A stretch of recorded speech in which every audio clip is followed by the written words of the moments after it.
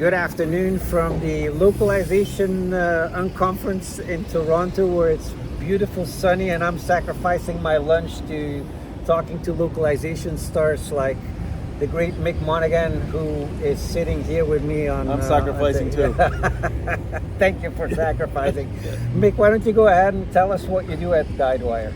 I manage the Globalization Engineering team, which involves making sure that our products can be engineered in such a way that it can be sold and used in international markets.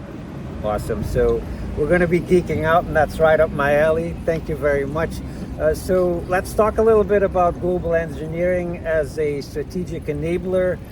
How do you define globalization engineering in the context of enterprise software, Mick?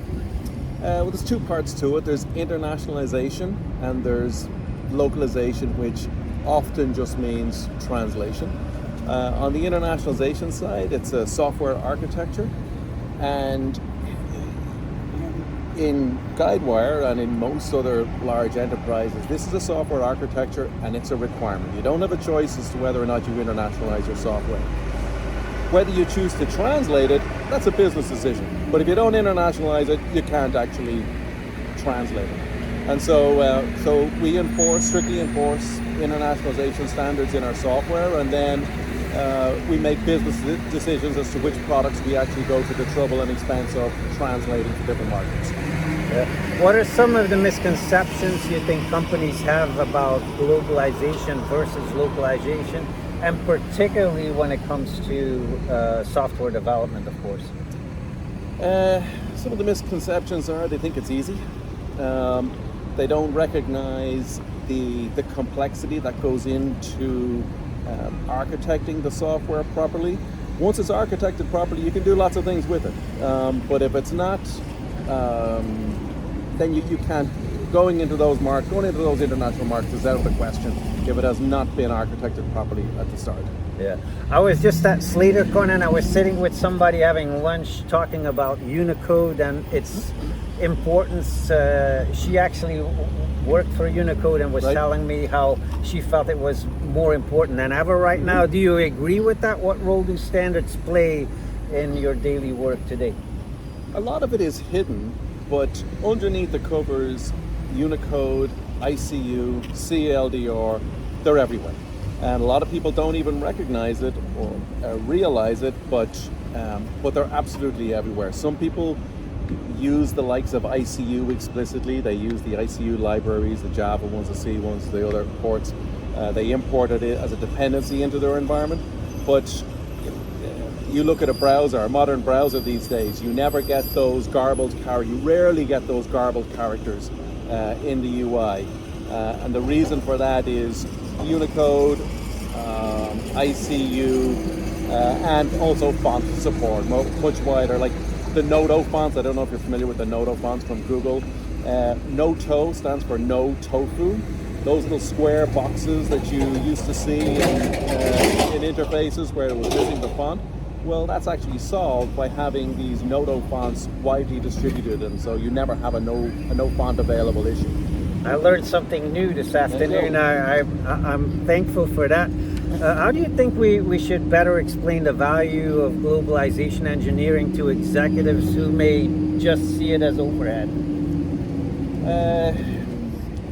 Try selling something in Japan where you cannot even type in Japanese characters into the UI because the developer has limited text input to purely ASCII characters. Without internationalization and optionally translation, these markets, they're just simply not open to me. And any salesperson will tell you that when they try to they'll tell the executive. We don't tell them, the salespeople will. Yeah. Let's talk a little bit about the changes in automation and tooling that are taking place. I assume that you're right at the tip of the spear of that a little bit. How have automation and integration of AI changed the way globalization engineering is done? So I guess it's changed a lot, and it also hasn't changed a lot, but let me try to explain that. So for years and years, people have been trying to automate workflows, and API-driven content management systems allow you to extract content and put content back in. And that's a big part of automating, being able to get the stuff out of a source content management system and be able to put the translations back. Now, certainly, we don't license any content management systems that do not have strong APIs to allow us to do that.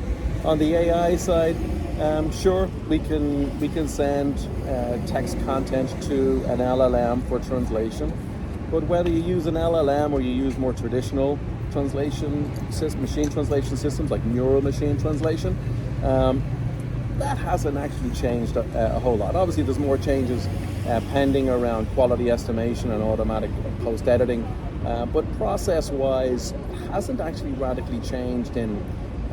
I don't think it's changed as much as people think it has changed. Yeah. What's your philosophy on build versus buy when it comes to localization technology? Both. You do both. It's not enough to buy a translation management system. Sure, any translation management system is going to offer a whole bunch of features that you're going to use, but it's never enough. In a large enterprise, the diversity of the content management systems and source repositories that you have to connect to, no translation management system is going to provide the connectors for that. So you're going to have to build your own tools on top of whatever TMS that you get. And so any TMS the TMS that we currently use and any one we may subsequently use has to be API driven, so that we can automate content, the flow of content from any source location to any TMS that we choose to use. Yeah.